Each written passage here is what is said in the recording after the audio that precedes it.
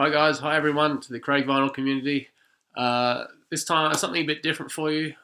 Recently I was featured on a web podcast which is broadcasted out of Melbourne in Australia. So hi to the guys at the TechWebCast team, Brad, Jason, Daryl and the team there. Thanks again for inviting me last Saturday. So what I'm going to do here for this video, so coming up right now is my podcast recording, and on top of that I'll flesh out with some pictures and things that relate to what we're talking about. So thanks again. To listen to the show, look down in the comments, in the notes of this video I'll put a link to the Tech Webcast. Look, it's a great Tech Webcast. Look, it's not too brain-numbing stuff, it's actually really cool stuff, easy to follow and a lot of fun too. So what an opportunity to spread the word about vinyl worldwide. So check it out, tell me what you think, and cheers out. Welcome to the Tech Webcast Podcast, episode 398, recorded on the 8th of October 2016. Tech Webcast is recorded every Saturday at noon Melbourne time. Rate us on iTunes and like us at facebook.com/TechWebcast. Follow us on Twitter at TechWebcast and download the TechWebcast iPhone or Android app. Support us at Patreon at patreon.com/TechWebcast. Your hosts today are Brad, Jacob and myself, Daryl, and our guests today, we have two of them, are Craig Moore and Jeremy Stewart. Good morning. Hi, this is Paul Carey from Carey Co. Check out our latest game release, Alley Cats, on iOS and Android. And check out our website at careyco.net. Now I hand you back to Brad and the team at Tech Webcast. Tech Webcast, streamed from our brains to our mouths, to your ears, to your brain. It's like our brains are holding hands. Brain hands. That doesn't really make sense, but Tech Webcast does. Tech stuff, gadgets, games. Come and wander around geek heaven with us. Tech Webcast, here, now, holding brain hands. Good afternoon, Brad. Good afternoon, Daryl. How are you, mate? I'm good, very. Daryl, I want to introduce Craig. Yeah, Craig, and I'm looking at my notes here, lives in Queensland, so he's a banana bender, so for Queensland, Australia.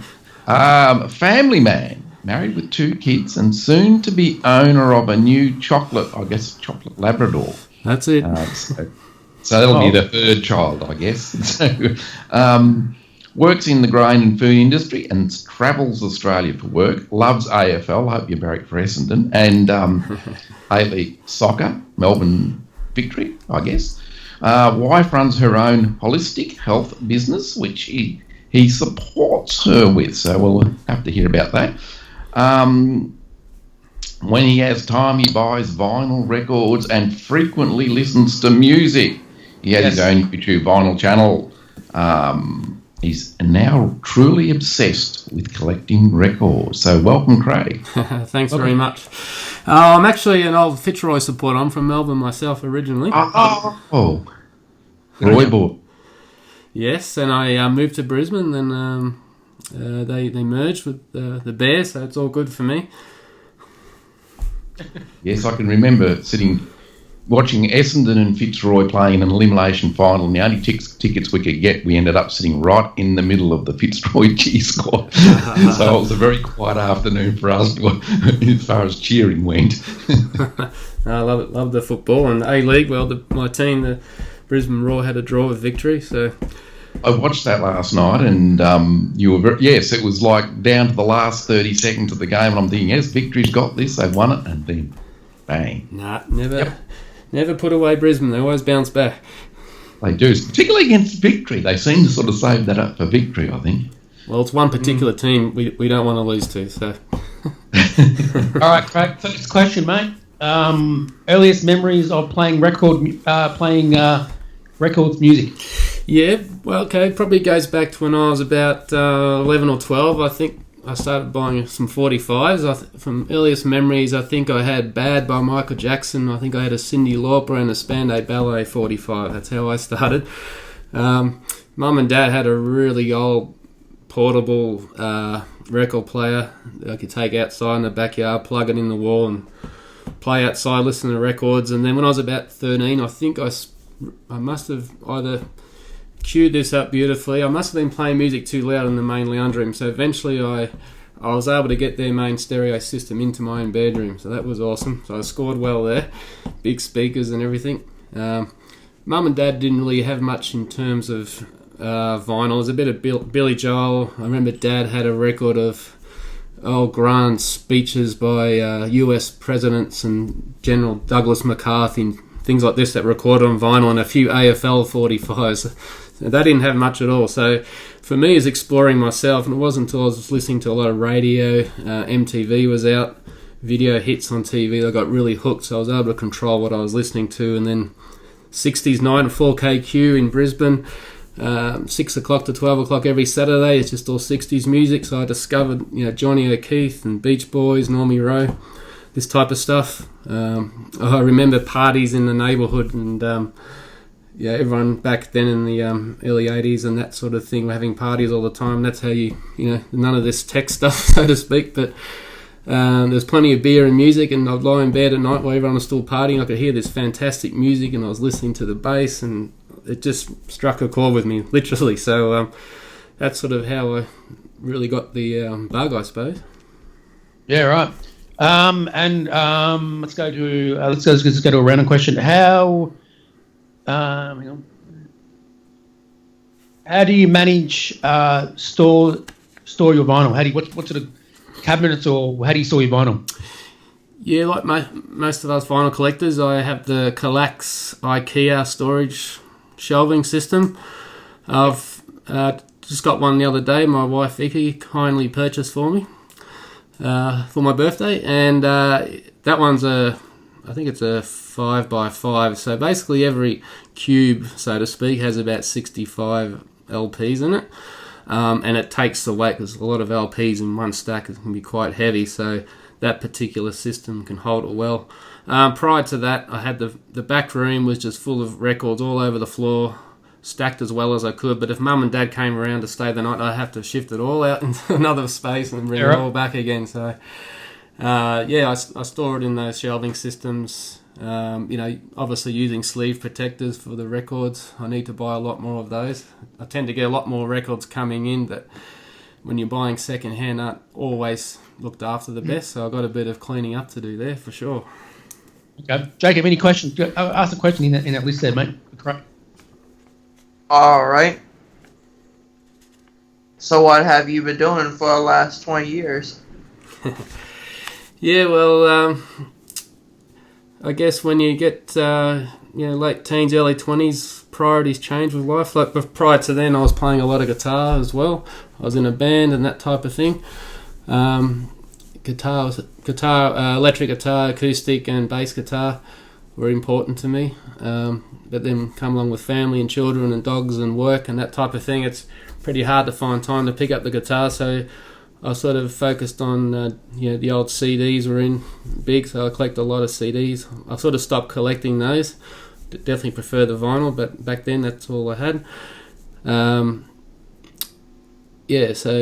my focus was CDs and then work, and then just now I guess, you say you're at 40 years old, you go through a change of life or whatever. I think maybe this be my second change now, going through vinyl. So I'm picking up guitar again a bit more and back into the vinyl. So life is good now.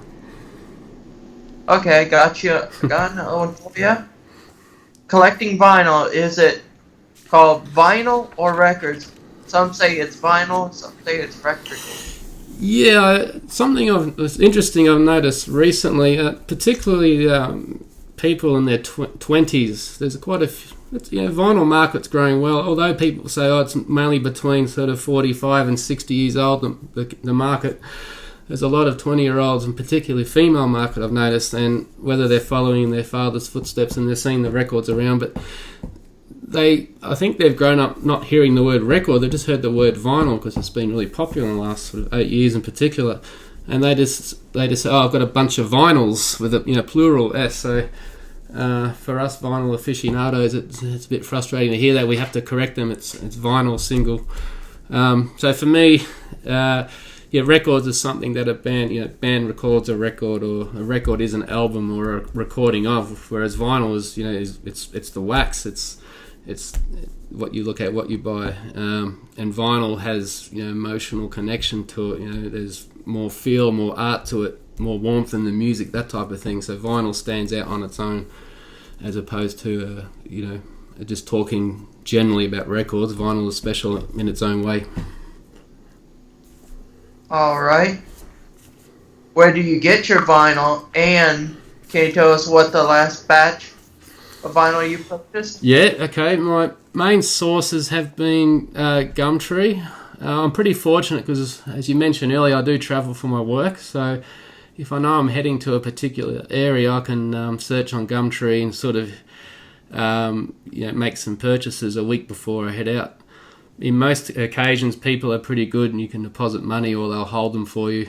Only once or twice people have sort of gone behind my back and then sold to someone else after we committed. But generally, Gumtree's been terrific. I found some amazing bargains the other day. Like I paid one guy $50. It was a whole crate of records. He didn't really know. He just didn't want it. But he did tell me there's some Stones in there, and I had a look. There's some about Rolling Stones' first 5 albums. There was about 10 Beach Boys. There was a bunch of Elvis, and that was awesome. So success on Gumtree. Quickly, the other places are Facebook groups. There's Facebook vinyl selling communities out there. They're really good too. Record stores, I do occasionally, but not as much. I mean, they've got their own retail margin so records are generally more expensive. But if keep knocking on the door, put an offer out there, you can generally get a good deal. And of course, family and friends and that type of thing. So yeah, in terms of what I've purchased recently, I've got a bunch here. Fairly, how would I say it? Quite. I've got a quite variety in music. In the last, I think, Brad, you might have seen one of my last videos. I was talking about even some Disney records and Muppets and things like that. I mean, yep. You'd be surprised how many people actually admit to liking that stuff and collecting it. I mean, some of it's quite valuable. You'd be surprised. So, okay, the last sort of bunch, I got some more Elvis Christmas albums. I'm a big Elvis collector at the moment. I've got about 45 of his LPs, so I'm still early in the collection. For some people that's a lot, but for big Elvis fans it's not a lot because he put out a lot of records. There's a Rodney Roode one here, would you believe? Remember old Rodney? Oh, yes, yeah. Billy Joel, a couple of Billy Joel's, Piano Man, and his original one. The Police, Senyata Mondada.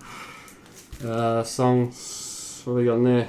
Don't Stand So Close to Me, that type of stuff. Some early Belinda Carlisle.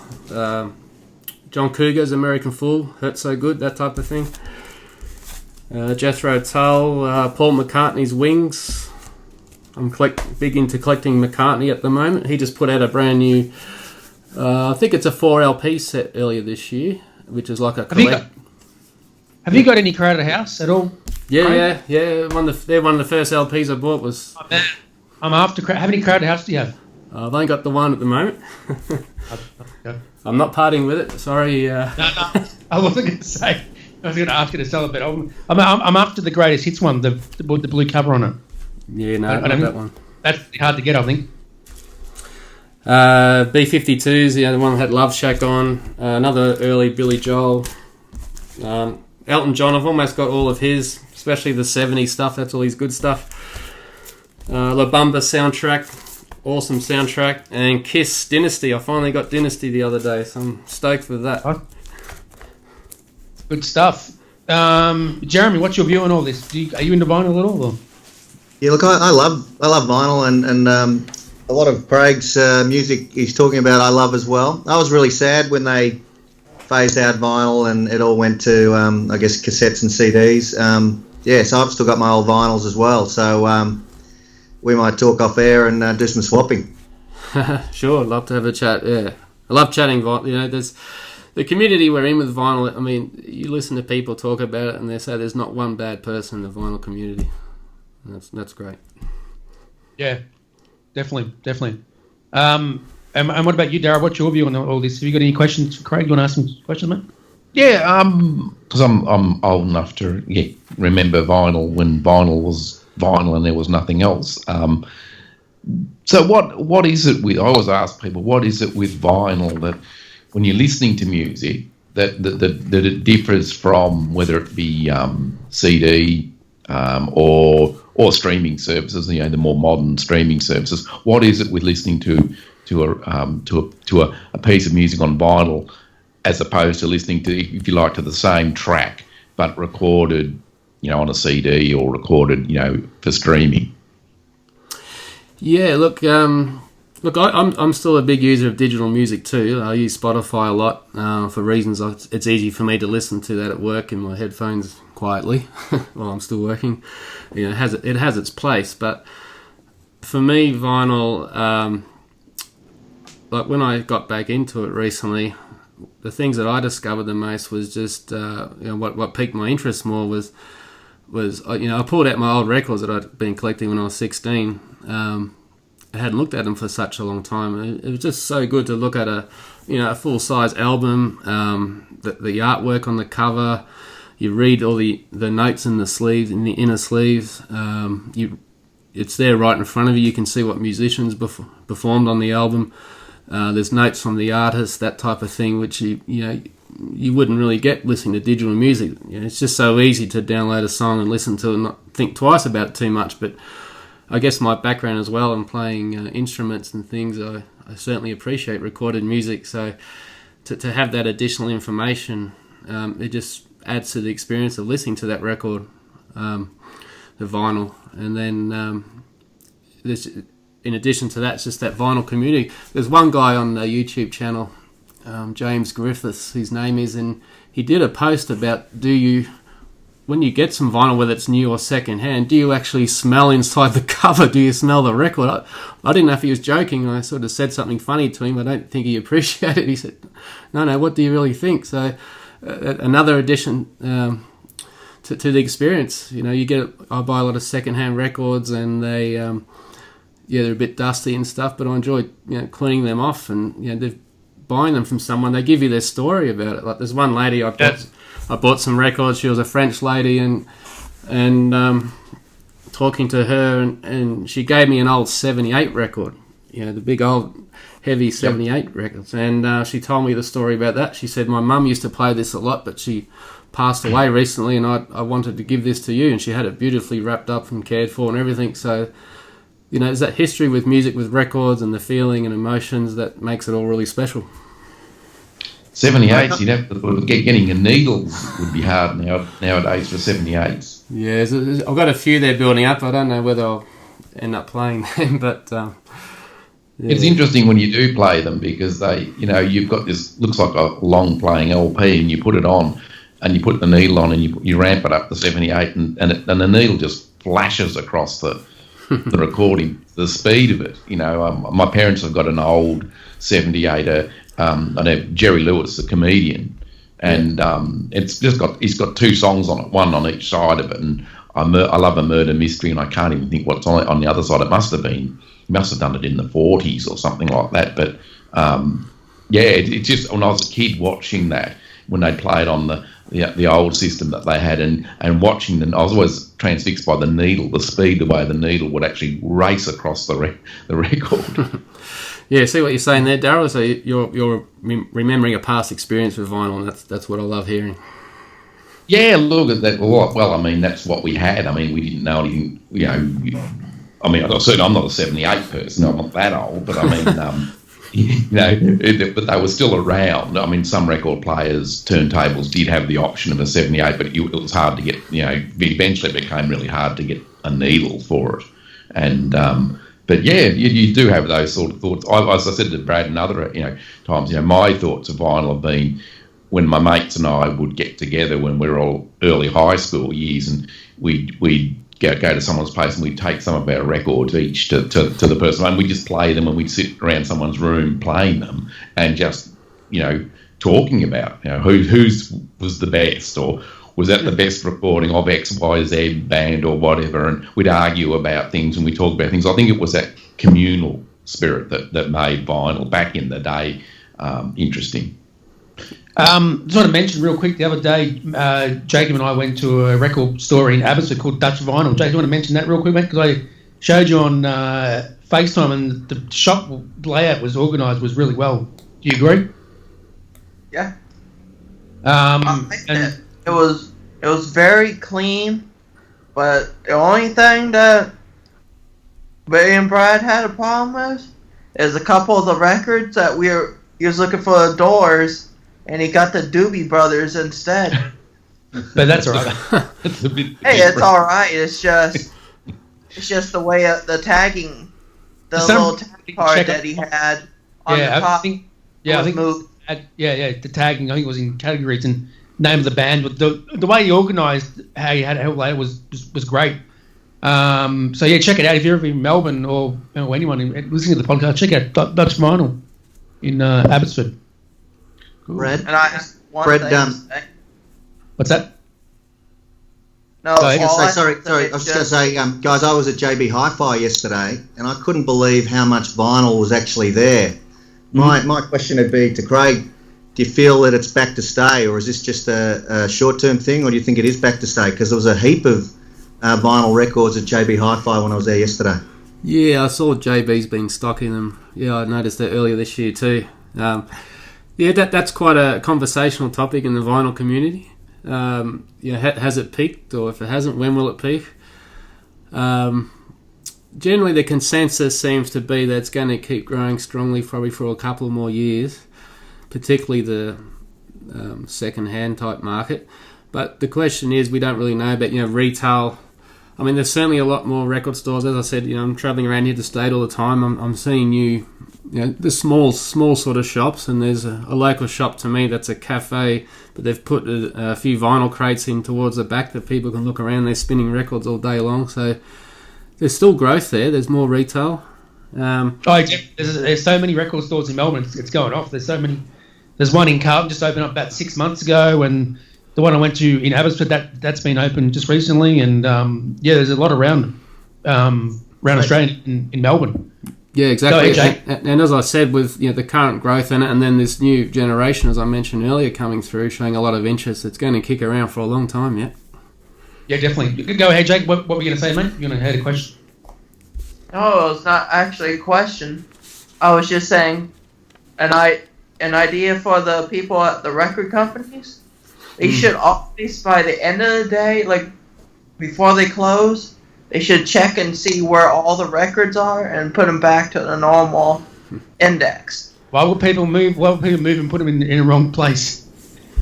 There's a lot of people that they grab it, they're like, oh, I don't like it, and they just said like you got a rock and roll record you're looking at, but they didn't want it, and they put it in the dance section. Mm-hmm. Something like that. All right, let's get to Craig real quick. So, Craig, tell us about your YouTube channel real quick, mate, because we need to move on to Jeremy. So some of the questions we can't really get through because there's a short there. But Darryl, do you want to quickly run through the questions real quick, Darryl? We'll ask Jeremy. Yeah. So tell us about your YouTube channel for those that haven't had a chance to have a look at it yet. Yeah, YouTube channel's been going for about a year now. I originally started because my main purpose was to record a history just for myself to see, so I can easily look back digitally.